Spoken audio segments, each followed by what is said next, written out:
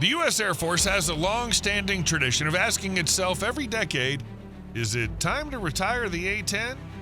And each time it turns out that replacing it's far more difficult than it seems. Because the A-10 isn't just an airplane, it's a unique close air support CAS platform whose strength lies not in speed or stealth, but in survivability, firepower, and close integration with infantry on the ground.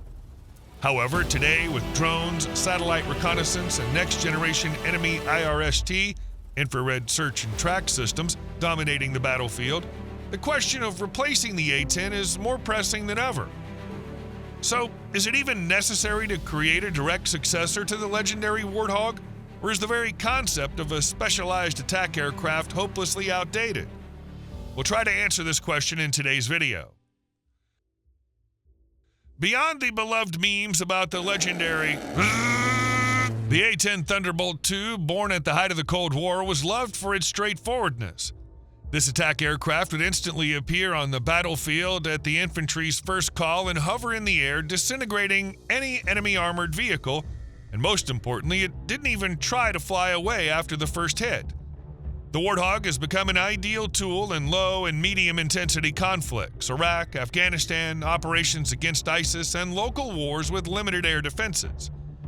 But it was precisely these advantages of the attack aircraft that now became its main weaknesses. After all, the A-10 is a child of an era when you were shot at by rare anti-aircraft guns, single-man portable air defense systems, man-pads, or a loose air defense battery. Today, even the world's less wealthy armies are building a layered defense using cheap short-range radars, electro-optics, thermal imaging, electronic warfare systems, man-pads, mobile fire teams, and network targeting. In such conditions, the aircraft, which for decades won by flying low and hovering over the battlefield, becomes an easy target for the enemy. To effectively support troops, it needs to be close, but the closer it gets, the higher the risk of being hit. Thus, the question of replacing the A-10 has moved beyond heated debates about the age of the aircraft, moving into the realm of the transformation of war itself over the past 20 years. Formally, the role of the main CAS aircraft is currently assigned to the Lockheed Martin F-35 Lightning II Block 4 modification, which has received expanded capabilities for working with ground targets. But even this ambitious fighter faces several problems. Price and resource. The CAS mission requires frequent routine sorties and many flight hours, which in the case of an expensive platform like the F-35 will hit American taxpayers hard. Application concept. The fighter is optimized for stealthy penetration, precision strikes, and rapid escape from the kill zone, which is diametrically opposed to the philosophy of a slow and heavy CAS attack aircraft. Vulnerability when operating at low altitudes. The F-35's stealth simply becomes meaningless in the near-infrared and optical ranges, where modern enemy man-pads and IRST systems operate. Therefore, the Lightning II is definitely not destined to become the new A-10, even despite its potential to be the most high-tech solution to some CAS missions in modern warfare.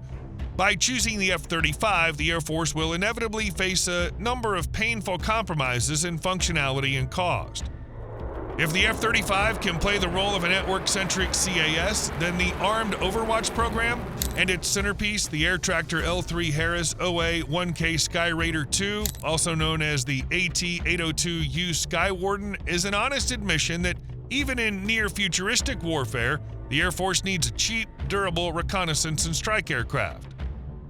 It was developed from the Air Tractor AT-802, an American single-engine fixed-wing aircraft used in agriculture and firefighting. It's been heavily modified, or to put it more accurately, militarized to perform light strikes and armed ISR, intelligence, surveillance, and reconnaissance. Like the A-10, its fuel lines and tank are self-sealing and have an emergency fuel release system, and the aircraft itself can take off and land on even the most uneven and unprepared runways. But the OA-1K is significantly inferior to the A-10 in terms of combat loadout, offering only 6,000 pounds of ordnance compared to the A-10's 16,000, where the latter could unleash a salvo of iron at the enemy and its vehicles. The Skywarden relies on targeting and reconnaissance sensors, using precision weapons like GBU-12 Paveway 2 bombs, as well as AGM-114 Hellfire and AGR-20 APKWS missiles. This would make Skywarden a good response to Afghanistan-like scenarios, but still not up to the intensity of European theaters of operations, or even more so, Pacific battles saturated with enemy anti-access/area denial A-2 AD assets. Where the A-10's replacement really appears to be starting is in the loyal wingman attack drone category, which the Air Force is betting heavily on. We're talking about collaborative combat aircraft, or CCA, combat UAVs that can operate in tandem with manned American fighters, including aircraft from the Next Generation Air Dominance program and the new B-21 Raider strategic stealth bombers. The list of candidates for this CCA title includes Kratos XQ-58 Valkyrie, a stealth UAV developed for the United States Air Force's program Low-Cost Attritable Strike Demonstrator, LCASD, to accomplish tasks such as scouting, defensive fire, or absorbing enemy fire. Boeing MQ-28 Ghostbat, a loyal wingman for reconnaissance, electronic warfare, and strike missions in conjunction with manned fighters. Recently, the Ghostbat demonstrated a successful live fire of an AIM-120 AMRAAM missile, destroying a Phoenix target UAV.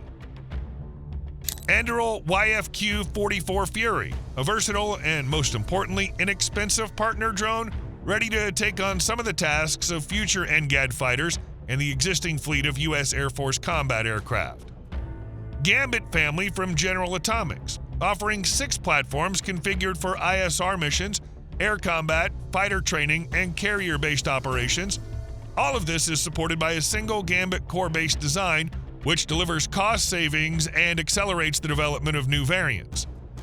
The key idea behind CCA is to distribute functions that were previously performed by a single aircraft.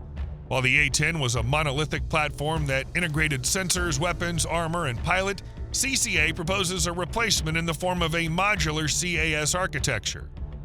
Instead of one expensive device, there's a whole swarm of cheap, specialized drones working as a single unit. Among the main advantages of UAVs, scalability, flexibility, high survivability due to mass production, the possibility of saturating the battlefield with sensors and weapons. In this scenario, the F-35 and future 6th generation fighters become the brains of the mission, and the drone swarm becomes their strike force, which truly feels like a fundamental shift in CAS missions once performed by a single Warthog to a distributed combat system. The rapid development of loitering ammunition deserves special attention, from the light switchable 600 to the heavier Hero and U-Vision families. Moreover, Switchblade, according to the Pentagon, became the first publicly confirmed procurement under the Replicator Initiative, which is aimed at the rapid deployment of large volumes of autonomous systems. Let's not forget Anduril's Altius, agile-launched, tactically integrated unmanned system family, a series of fixed-wing, tunnel-launched UAVs with a 4-hour endurance that can fly up to 280 miles. Additionally, like its previously listed counterparts, Altius can be launched from a variety of launchers, including C-130 aircraft, UH-60 Black Hawk helicopters, various ground vehicles, and even the more massive MQ-1C Grey Eagle and Kratos XQ-58 Valkyrie drones. Moreover, in the event of a target or mission cancellation, Altius can be returned in flight using flares, Flying Air Recovery System. In effect, loitering munitions make CAS a form of flying artillery available today at the battalion or even company level. So in the foreseeable future, they may take on a significant portion of the tasks that were previously assigned to attack aircraft. The bottom line is that the A-10 2.0 simply doesn't exist, not even on paper, because the concept of a dedicated attack aircraft is increasingly out of sync with the vision and logic of modern warfare. But the legendary Warthog isn't riding off into the sunset because he's inadequate. He's riding off because war won't let him remain who he was. The future CAS no longer fits within a single core. It now encompasses a web of satellites, reconnaissance drones, attack UAVs, multi-role fighters, networked command and control systems, and loitering munitions. On the one hand, it's always sad to say goodbye to devices like the A-10. On the other hand, just think about how many tasks it could handle simultaneously in its prime. The Warthog truly became the last and also the most iconic attack aircraft of the classic era, a symbol of a time when victory on the battlefield was decided not by algorithms, satellites, and drones, but by a good old armored bathtub with a huge cannon and a pilot bravely flying straight into enemy fire. Now it's your turn to tell us which aircraft, in your opinion, could become a worthy successor to the A-10 Warthog, and whether such a thing even exists. And if you enjoyed the video, please leave a like, subscribe to the channel, and hit that notification bell for more content like today's. Thanks for watching, and we'll see you in the next one.